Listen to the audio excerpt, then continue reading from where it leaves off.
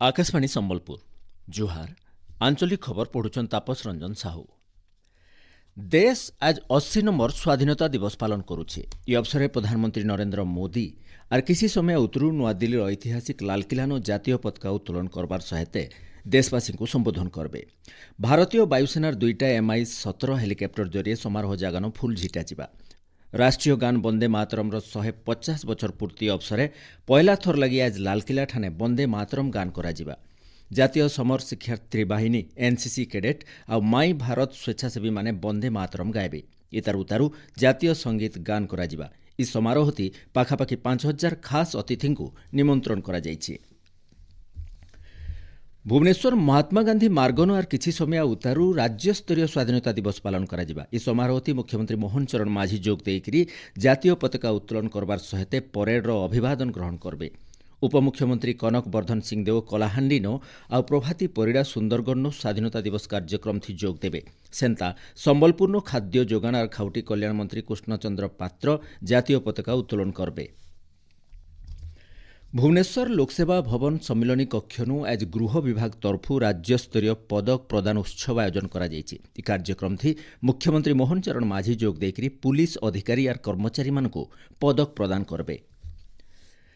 राज्य police crime branch DG विनय तोष मिश्र को राज्यर पुलिस महानिर्देशक भाव अतिरिक्त दायित्व दि जाइए। इ बाबद प्रस्ताव के मुख्यमंत्री मोहन चरण माझी अनुमोदन देइछन। पूर्णकालीन पुलिस महानिर्देशक भाव कहीं बछा नाई जिबार थिबारनु श्री मिश्र को इ अतिरिक्त दायित्व दि जाइए। परवर्ती निर्देश बाहरबार तक श्री मिश्र इ दायित्व रहिबे इनु जनै दिया जाई पारे जे राज्य पुलिस महानिर्देशक जोगेश बहादुर खुरानिया एबा काल चाकरीनु अवसर नेउछन। भुवनेश्वर लोकसेवा भवन 2026-27 आर्थिक बछर लगी ग्रामीण भित्तिभूमि विकास पांठी RIDF उच्च क्षमता संपन्न कमिटी पहला बैठक गलाकाल हो जाइए।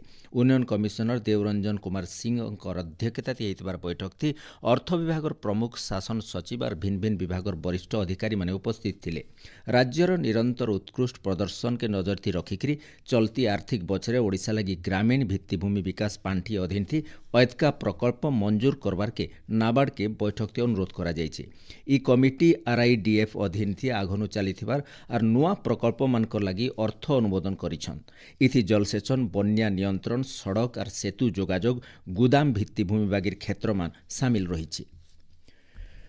मुख्य शासन सचिव अनु गर्ग गलाकाल लोकसेवा भवन थिबार पंचायतीराज पानीय जल विभाग बुली करी भिन्न भिन्न कामर समीक्षा करिछन। इ अवसर मुख्य शासन सचिव विभागीय सम्मिलनी कक्षनु विभाग अधिकारी जिला और ब्लॉक स्तरनु आभासी जरिए जोग देइथिबार क्षेत्र स्तरीय अधिकारी मानकर संगे आलोचना करिकरी भिन्न भिन्न परामर्श देइछन।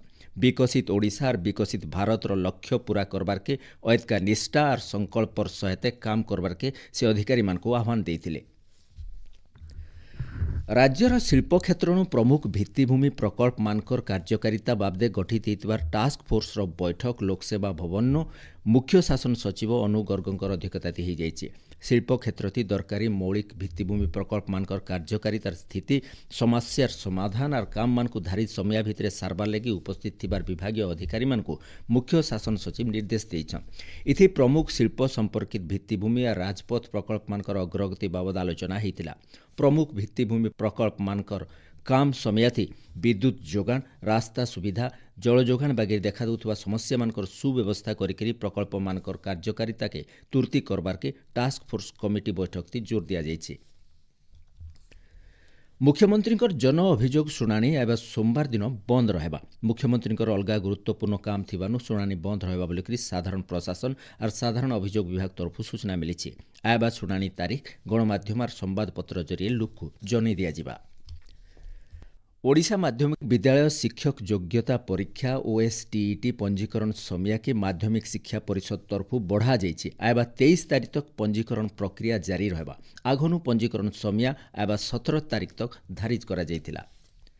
पाणीपाग लघुचापर प्रभाव थी राज्यर भिन्न भिन्न जगानु वर्षा लगी रही। आज संबलपुर सुंदरगढ़ झारसुगुड़ा और बरगढ़ जिल्लानु घड़घड़ी सहित चढ़क मारिकी जबर वर्षा हेबा बोली भुवनेश्वर आंचलिक पाणीपाग विज्ञान केन्द्र तरफु सतर्क सूचना जारी करा जाइए।